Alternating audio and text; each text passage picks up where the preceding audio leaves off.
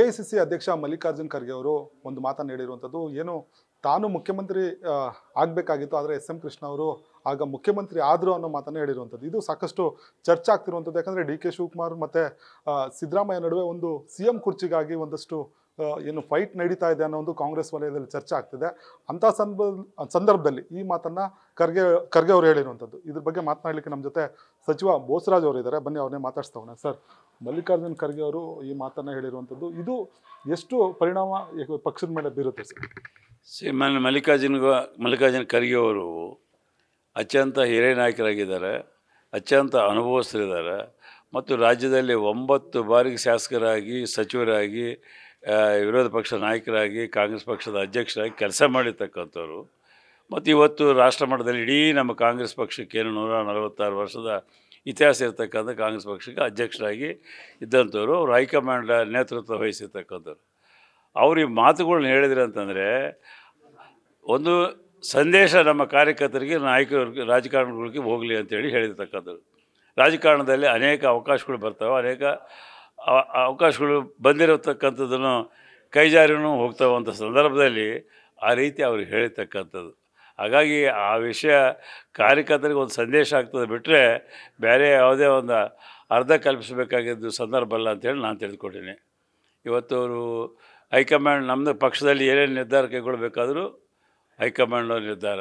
ಹಾಗಾಗಿ ಇತ್ತೀಚಿನ ದಿನಗಳಲ್ಲಿ ಶ್ರೀಮಾನ್ ಸಿದ್ದರಾಮಯ್ಯನವರು, ಶ್ರೀಮಾನ್ ಶಿವಕುಮಾರ್ ಅವರು ಅನೇಕ ಬಾರಿ ಸ್ಪಷ್ಟನೆ ನೀಡಿದ್ದಾರೆ. ಏನೇ ಹೇಳಿದ್ರು ನಮ್ಮ ಹೈಕಮಾಂಡ್ ಏನು ಹೇಳ್ತಾ ಆ ರೀತಿಯಾಗಿ ನಡ್ಕೊಳ್ತೀವಿ, ನಾವು ಉತ್ತಮವಾದಂಥ ಆಡಳಿತ ಕೊಡ್ತಾಯಿದ್ದೀವಿ. ಇವತ್ತು ಆ ರೀತಿಯಾದಂಥ ಯಾವುದೇ ಪ್ರಶ್ನೆ ಉದ್ಭವಿಸೋದಿಲ್ಲ ಅಂತ ಮಾತುಗಳನ್ನ ಅವರು ಹೇಳ್ತಾ ಇದ್ದಾರೆ, ನಮ್ಮ ನಾಯಕರುಗಳು ಹೇಳ್ತಾ ಇದ್ದಾರೆ. ಹಾಗಾಗಿ ಯಾವುದೇ ಕನ್ಫ್ಯೂಷನ್ ಇಲ್ಲ. ಶ್ರೀಮಾನ್ ಮಲ್ಲಿಕಾರ್ಜುನ ಖರ್ಗೆ ಅವರು ಒಬ್ಬ ಹಿರಿಯ ರಾಜಕಾರಣಿಗಳಾಗಿ ಒಬ್ಬ ಸಂದೇಶ ರಾಜಕಾರಣಗಳಿಗೆ ಮತ್ತು ಕಾರ್ಯಕರ್ತರಿಗೆ ಹೋಗಲಿ ಅಂತ ಸಂದರ್ಭದಲ್ಲಿ ಮಾತನಾಡಿರ್ತಕ್ಕಂಥದ್ದು, ಅವ್ರಿಗೆ ಆಗಿರ್ತಕ್ಕಂಥ ಅನುಭವವನ್ನು ಹೇಳಿರ್ತಕ್ಕಂಥ ಹೇಳಿ ನಾನು ತಿಳಿದುಕೊಂಡಿದ್ದೆ. ಸರ್, ಒಂದು ಕಡೆ ಏನು ಡಿ ಸಿ ಎಮ್ ಮತ್ತು ಸಿ ಎಮ್ ಒಂದು ಕುರ್ಚಿ ಹಂಚಿಕೆ ಆಗಬೇಕು ಅನ್ನೋ ಒಂದು ಚರ್ಚೆ ಆಗ್ತಿದೆ. ಇಂಥ ಸಂದರ್ಭದಲ್ಲಿ ದಲಿತ ಸಿ ಎಂ ಕೂಡ ಆಗಬೇಕು ಅನ್ನೋ ಒಂದು ಒಂದಷ್ಟು ಸಚಿವರು ವಾದ ಮಾಡ್ತಿರುವಂಥದ್ದು. ನೋಡಿ, ಎಲ್ಲರಿಗೂ ರಾಜಕಾರಣದಲ್ಲಿ ಇರ್ತಕ್ಕಂಥವ್ರಿಗೆ ಅಪೇಕ್ಷೆ ಇರ್ತದೆ, ಆಸೆ ಇರ್ತದೆ. ಆದರೆ ವ್ಯವಸ್ಥೆ ಏನು ರಾಜಕಾರಣದಲ್ಲಿರ್ತಕ್ಕಂಥ ಒಂದು ಸಿಸ್ಟಮ್ ಏನದ, ಆ ಸಿಸ್ಟಮ್ ಪ್ರಕಾರ ಆಯಾ ಪಕ್ಷಗಳು ರಾಜ್ಯ ಮಟ್ಟದಲ್ಲೋ ರಾಷ್ಟ್ರ ಮಟ್ಟದಲ್ಲಿ ನಿರ್ಧಾರ ಕೈಗೊಳ್ತಾರೆ. ಶಾಸಕರ ಅಭಿಪ್ರಾಯ ತಗೋತಾರೆ, ಶಿಲ್ಪಿ ಜೊತೆಯಲ್ಲಿ ಸಂಪರ್ಕ ಮಾಡ್ತಾರೆ.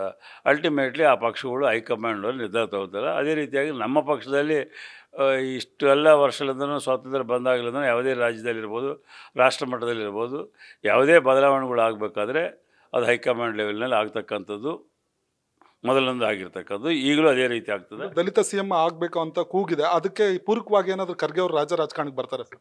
ನೋಡಿ, ಆ ರೀತಿಯಾದಂಥ ವಾತಾವರಣ ನಾವು ಯಾರೂ ಮಾತನಾಡೋಂಗಿಲ್ಲ. ಏನೇ ಆಗಬೇಕಾದ್ರೂ ಅದು ಹೈಕಮಾಂಡ್ ನಿರ್ಧಾರ, ನಮ್ಮದು ಅಂತಿಮ ನಿರ್ಧಾರ ಆಗ್ತದೆ. ಇವತ್ತು ಶ್ರೀಮಾನ್ ಖರ್ಗೆ ಅವರೇ ಆ ನಿರ್ಧಾರ ತೆಗೆದುಕೊಳ್ಳಲಿಕ್ಕೆ ಅಲ್ಲಿ ಅವರು ಇರ್ಬೋದು, ನಮ್ಮ ವಿರೋಧ ಪಕ್ಷ ಆಗಿರ್ತಕ್ಕಂಥ ರಾಹುಲ್ ಗಾಂಧಿ ಅವರು ಇರ್ಬೋದು, ಶ್ರೀಮತಿ ಸೋನಿಯಾ ಗಾಂಧಿ ಇರ್ಬೋದು, ಅವ್ರದ್ದೇ ಹೈಕಮಾಂಡ್ ಇದೆ ಪಕ್ಷಕ್ಕೆ. ಅವ್ರೇನು ಆದೇಶ ನಿರ್ಧಾರಗಳು ತಗೋತಾರೋ ಅದೇ ನಮಗೆಲ್ಲರೂ ನಾವು ಅದನ್ನು ಪಾಲಿಸಬೇಕಾಗ್ತದೆ. ಅವ್ರು ಒಂದು ವೇಳೆ ರಾಜಕಾರಣಕ್ಕೆ ಬಂದು ತಾವೇನೋ ಸ್ವಾಗತ ಮಾಡ್ತೀರಾ ಸರ್? ನೋಡಿ, ಅವರು ಆ ವಿಷಯ ಅವ್ರು ಎಲ್ಲಿ ವ್ಯಕ್ತಪಡಿಸಿಲ್ಲಲ್ಲ. ಅವ್ರು ವ್ಯಕ್ತಪಡಿಸಿದರೆ ಅವರೇ ಹೈಕಮಾಂಡ್ ಇದ್ದಾರೆ, ಅವರೇ ನಿರ್ಧಾರ ತೊಗೊತಾರೆ. ಅವ್ರ ನಿರ್ಧಾರಕ್ಕೆ ಎಲ್ಲರೂ ಬದಲಾಗಿರ್ಬೇಕಾಗ್ತದೆ. ಬಟ್ ಆ ರೀತಿಯಾದಂಥ ವಿಷಯಗಳ್ನ ಅವ್ರು ಎಲ್ಲಿ ವ್ಯಕ್ತಪಡಿಸಿಲ್ಲ. ಅವರು ಇವತ್ತು ಹೇಳಿರ್ತಕ್ಕಂಥದ್ದು, ಕೈಜಾರಿ ಹೋಗಿರ್ತಕ್ಕಂಥ ಮಾತನ್ನು ಹೇಳಿರ್ತಕ್ಕಂಥದ್ದು ಒಂದು ಸಂದೇಶ ಆಗಿ ರಾಜಕಾರಣಿಗಳಿಗೆ ಹೋಗಬೇಕು. ಏನು ಅನುಕೂಲ ಆಗಲಿ ಅನನುಕೂಲ ಆಗಲಿ ನಾವು ರಾಜಕೀಯ ಜೀವನದಲ್ಲಿ ಸಮಾಜ ಸೇವೆ ಸಲ್ಲಿಸಬೇಕು ಮತ್ತು ಶಿಸ್ತುಬದ್ಧವಾಗಿ ಇರಬೇಕೆಂಬ ಉದ್ದೇಶಕ್ಕಾಗಿ ಶ್ರೀಮಾನ್ ಮಲ್ಲಿಕಾರ್ಜುನ ಖರ್ಗೆ ಅವರು ಆ ಮಾತನ್ನು ಹೇಳಿದ್ದಾರೆ. ಅದನ್ನು ಬಿಟ್ಟರೆ ಯಾವುದೇ ಅಪಾರ್ಥ ಮಾಡ್ಕೊಳ್ತಕ್ಕಂಥ ಅವಶ್ಯ ಇಲ್ಲ ಅಂತೇಳಿ ನಾನು ತಿಳಿದುಕೊಂಡೆ ಸರ್. ಅಂದರೆ ಈಗ KPCC ಅಧ್ಯಕ್ಷರಾಗಿ ಡಿ ಕೆ ಶಿವಕುಮಾರ್ ಅವರಿದ್ದರು, ಸಿ ಎಂ ಆಗಿ ಸಿದ್ದರಾಮಯ್ಯ ಅವರಿದ್ದಾರೆ. ಇಂಥ ಸಂದರ್ಭವನ್ನು ಯಾಕೆಂದರೆ ಅವ್ರ ಕಾಲದಲ್ಲಿ ಅವ್ರಿಗಾಗಿದ್ದು ಅನುಭವವನ್ನು ಡಿ ಕೆ ಶಿವಕುಮಾರ್ ಅವ್ರಿಗೇನಾದರೂ ಸಂದೇಶ ಕೊಟ್ರಾ? ನಾನು KPCC ಅಧ್ಯಕ್ಷನಾಗಿದ್ದೆ, ಆಗ ಎಸ್ ಎಂ ಕೃಷ್ಣ ಅವರು ಸಿ ಎಂ ಆದರು, ನೀವು KPCC ಅಧ್ಯಕ್ಷರಾಗಿದ್ದೀರಾ, ಆಗ ಸಿ ಎಂ ಸಿದ್ದರಾಮಯ್ಯ ಅವರು ಸಿ ಎಂ ಆಗಿದ್ದಾರೆ. ಇಂಥ ಸಂದರ್ಭದಲ್ಲಿ ಅಧಿಕಾರವನ್ನು ತ್ಯಾಗ ಮಾಡಬೇಕು ಅನ್ನೋ ಸಂದೇಶ ಡಿ ಕೆ ಶಿವಕುಮಾರ್ ಅವ್ರಿಗೇನಾದರೂ ಕೊಟ್ರಾ? ನೋಡಿ, ನಾನು ಅವರು ಯಾವುದೇ ಪರ್ಟಿಕ್ಯುಲರಾಗಿ ಇಂಥವ್ರ ಸಲುವಾಗಿ ಹೇಳಿದ್ದಾರೆ ಅಂತೇಳಿ ನಾನು ನಂಬೋದಿಲ್ಲ. ಸಹಜವಾಗಿ ಭಾಷಣ ಮಾಡ್ತಕ್ಕಂಥ ಸಂದರ್ಭದಲ್ಲೋ ಪತ್ರಿಕೆಗಳಿಗೆ ಹೇಳ್ತಕ್ಕಂಥ ಸಂದರ್ಭದಲ್ಲಿ ಅವ್ರು ಹೇಳಿರ್ತಕ್ಕಂಥ ರಾಷ್ಟ್ರ ಮಟ್ಟದಲ್ಲಿ ಆಗಿರ್ತಕ್ಕಂಥ ಹಿರಿಯ ನಾಯಕರಾಗಿರೋದ್ರಿಂದ ಅವರು ಆ ರೀತಿಯಾದಂಥ ಒಂದು ಸಂದೇಶ ಕಾರ್ಯಕರ್ತರಿಗೆ ಮುಖಂಡರಿಗೆ ಹೋಗಲಿ ಎಂಬುದು ಹೇಳಿರ್ತಾರೆ. ವೈಯಕ್ತಿಕವಾಗಿ ಯಾರ ಬಗ್ಗೆ ಅವರು ಹೇಳುವಂಥ ಪರಿಸ್ಥಿತಿ ನಾನಂತೂ ನೋಡೋದಿಲ್ಲ. ಯಾಕಂದರೆ ಅವ್ರು ನಾನು ಅನೇಕ ವರ್ಷಗಳು ನೋಡ್ತಾ ಇದ್ದೀನಿ. ರಾಜಕಾರಣದಲ್ಲಿ ಪರಿಪೂರ್ಣವಾಗಿ ಎಲ್ಲ ಅರ್ಥ ಮಾಡ್ಕೊಂಡಿರ್ತಕ್ಕಂಥವ್ರು, ಇಡೀ ರಾಷ್ಟ್ರ ಮಟ್ಟದಲ್ಲಿ ಇವತ್ತು ರಾಜಕಾರಣಕ್ಕೆ ಅತ್ಯಂತ ಹಿರಿಯ ಸ್ಥಾನದಲ್ಲಿರ್ತಕ್ಕಂಥವ್ರು. ಹಾಗಾಗಿ ಯಾವುದೇ ಒಂದು ವೈಯಕ್ತಿಕ ವಿಚಾರದ ಬಗ್ಗೆ ಅವರು ಮಾತಾಡಲಿಕ್ಕೆ ಅವಕಾಶವೇ ಇಲ್ಲ. ಅವರು ಮಾತನಾಡಿರ್ತಕ್ಕಂಥದ್ದು ಇಡೀ ರಾಷ್ಟ್ರದಲ್ಲಿರ್ತಕ್ಕಂಥ ನಮ್ಮ ಪಕ್ಷದ ಕಾರ್ಯಕರ್ತರಿಗೂ ರಾಜಕಾರಣಿಗಳಿಗೆ ನಡೆದಿರ್ತಕ್ಕಂಥ ಘಟನೆಯನ್ನು ಅವರು ಉದಾಹರಣೆ ಮಾಡಿರ್ಬೋದು ಅಂತೇಳಿ ಹೇಳಿದ್ರು ಅಷ್ಟೇ. ಒಂದು ವೇಳೆ ಅವರು CM ಆದರೆ ನಿಮಗೆ ನಿಮ್ಮ ಅಭಿಪ್ರಾಯ ಏನು? ನೋಡಿ, ನಮಗೆ ಹೈಕಮಾಂಡವ್ರು ಯಾರು ಹೇಳ್ತಾರೋ ಅವ್ರು ಯಾರು CM ಆದ್ರೂ ನಮ್ಗೆ ಅವ್ರು ದೇವರಿದ್ದಾಗ. ನಮಗೆ ಇವಿಷ್ಟು ಸಚಿವ ಬೋಸರಾಜ್ ಅವರ ಮಾತಾಗಿರುವಂಥದ್ದು. ಹೈಕಮಾಂಡ್ ಯಾರನ್ನೇ CM ಮಾಡಿದ್ರು ಕೂಡ ನಾವು ಒಪ್ತೇವೆ. ಖರ್ಗೆ ಅವರು ತಮ್ಮ ಅನುಭವವನ್ನು ಮಾತ್ರ ಹೇಳ್ಕೊಂಡಿರುವಂಥದ್ದು ಅನ್ನೋ ಮಾತನ್ನ ಹೇಳ್ತಿರುವಂಥದ್ದು. ಕ್ಯಾಮ್ರಾ ಪರ್ಸನ್ ಶಿವಾನಂದ್ ಜೊತೆ G Manjunath, news first, Bengaluru. News first ನಿರ್ಭೀತಿಯಿಂದ ನಿಮ್ಮ ಪರವಾಗಿ.